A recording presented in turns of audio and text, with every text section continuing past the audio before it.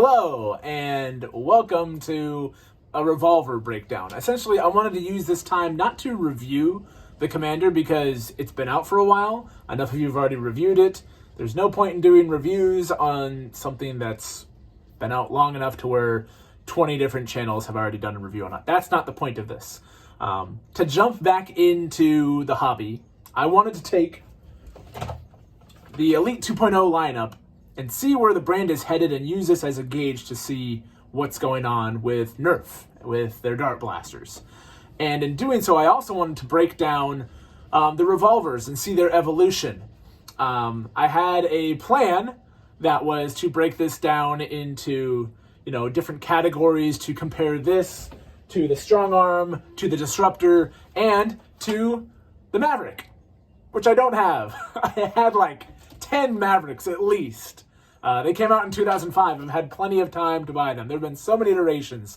I thought I at least kept my Gear Up one. I can't find that, so that's kind of annoying. But yeah, I don't have a Maverick to review, but I remember enough about it to know that it wouldn't be able to hold a candle to these guys' in terms of performance and reliability and all that stuff. Now, the thing the Maverick did have that every blaster since has lost is modability. And if you've missed it, I've been into cars for quite a while, and I've seen car things happen the same way. So what's happened over time as technology improves, as designs improves, as things get more technical, simplicity is lost. With that lost simplicity, makes it harder for enthusiasts like you and me that like to take these apart and modify them and make them shoot better and further and faster and all that stuff. It throws all that out the window because A, the performance is already better than what it was in 2005 when the Maverick came out. But B, there's so many other things going on in the blasters that are making it more difficult to modify them to begin with. The same can be said with all these electronics and self-driving systems and all that stuff in cars. It's making it hard for guys that like to wrench on them, even just work on them in general. Not going to make this a car review, obviously. I could very easily.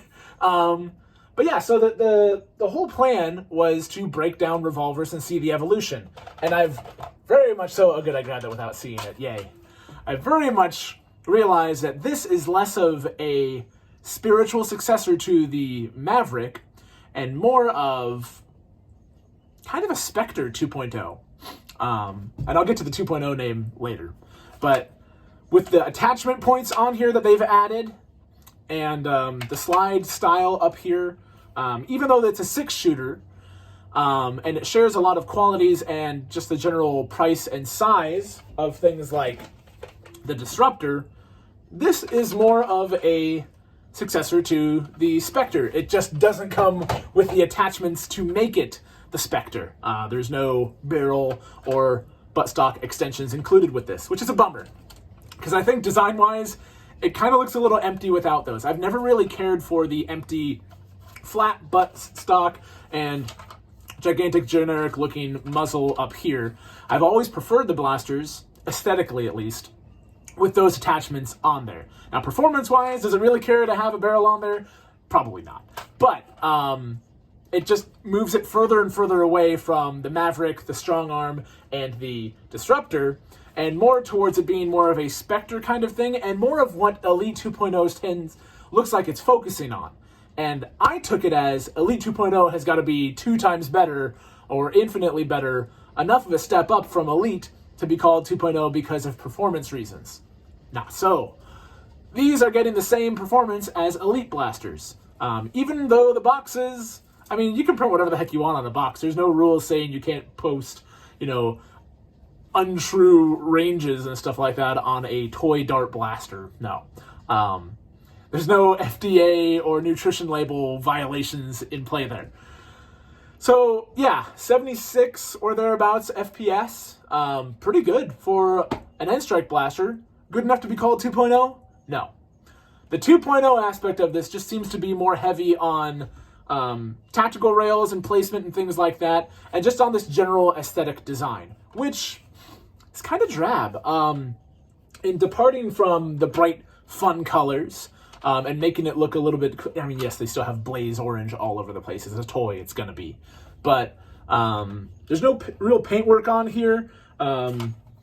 The aesthetics have chosen, you know, how it looks versus any sort of comfort, which is something that I do still miss.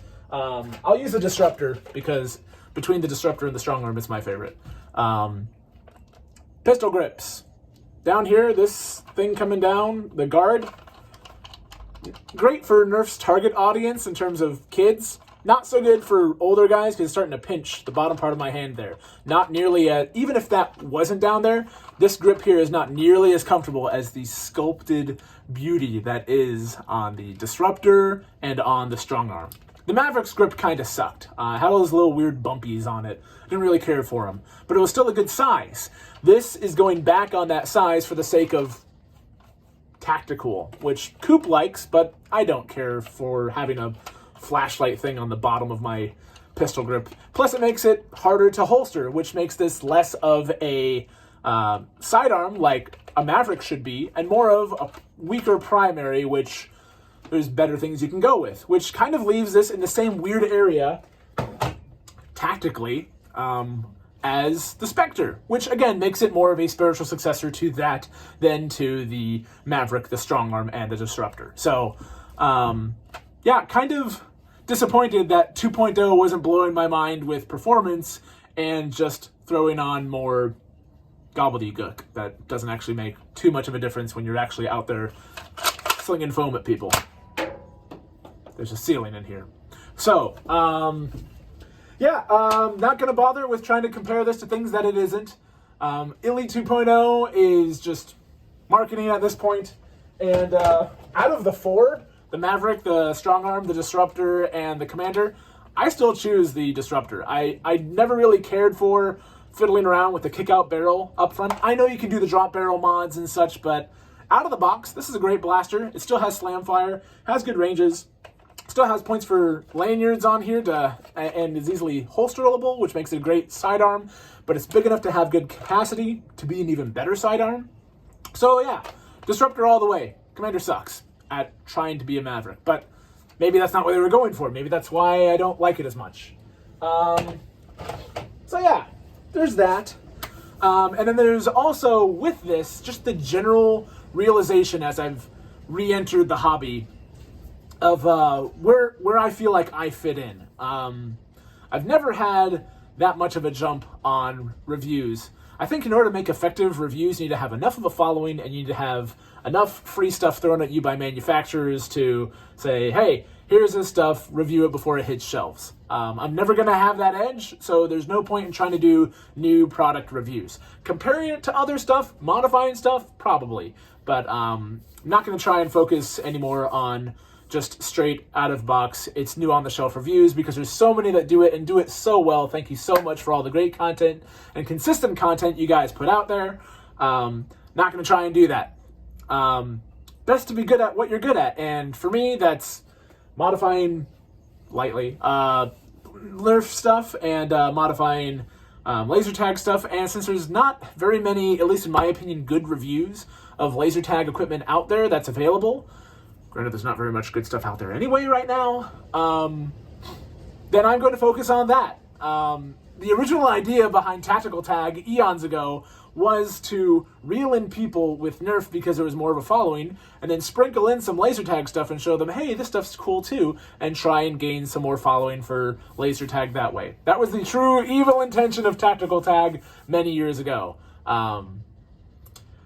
I don't know if I can do that anymore, but laser tag is going to be something that I'm focusing more on. I'm going to try and do more Throwback Thursdays, which will help revive older projects that I've had, and then also just kind of fill in the blanks on slow weeks when I can't get much work done and still show you guys some stuff that I've done before, because I realize Tactical Tag is less of a thing about current Nerf and laser tag and more about just stuff that I'm doing, because the channel is just me, is bazookafied. Which that name has been around even longer than Tactical Tag. Thank you, Joey. That was a fun nickname. Anyway, stay tuned for more. I'll have more stuff on there. I'm sorry this wasn't quite what I had hoped for the review, but throw some comments in there about what you'd like to see in the future. you know, that sort of thing. It's hard to do this on my own, and it's a lot more fun when you're doing it with people that are interested in it. So yeah, if you want to see more, tell me more, and drop a comment down below, drop a like, subscribe, hit the bell, all the things that all the other YouTubers tell you to do that I always forget to do. So thanks, guys. See you later.